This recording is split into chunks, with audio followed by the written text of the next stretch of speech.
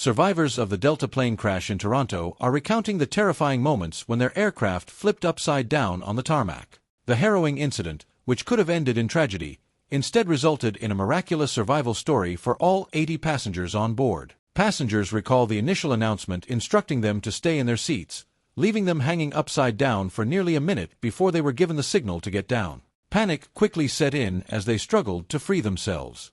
Many needed assistance from others who had already managed to escape. Fortunately, despite the chaos, everyone was able to exit the aircraft safely. 2 survivors, Peter Kov and John Nelson, have come forward to share their experiences. Their frantic evacuation was captured in jaw-dropping video footage that has since gone viral. Speaking with NBC, Kov described how he had no warning that anything was wrong until the plane made contact with the ground. The wheels touched down, and then, all of a sudden, everything went sideways. I was in a window seat on the left side, and before I knew it, I was looking straight down. I could see sparks, flames, and debris grinding against the ground. It all happened so fast. Suddenly, we were upside down, hanging from our seat belts. Nelson, in an interview with CNN, detailed the surreal experience of unbuckling his seat belt and falling onto the ceiling of the plane. It was pure chaos. I was upside down. The lady next to me was upside down. We let go and fell, hitting the ceiling.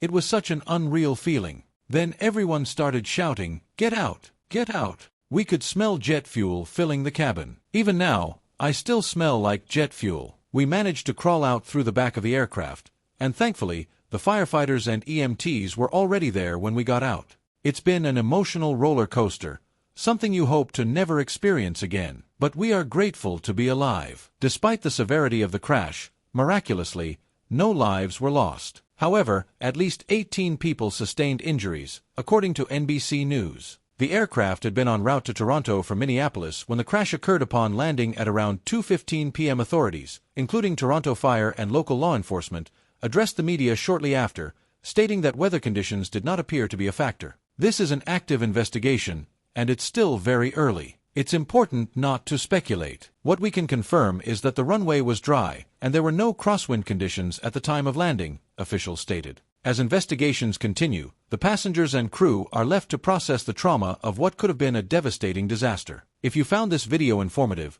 please subscribe to our channel for more breaking news updates and in-depth reports.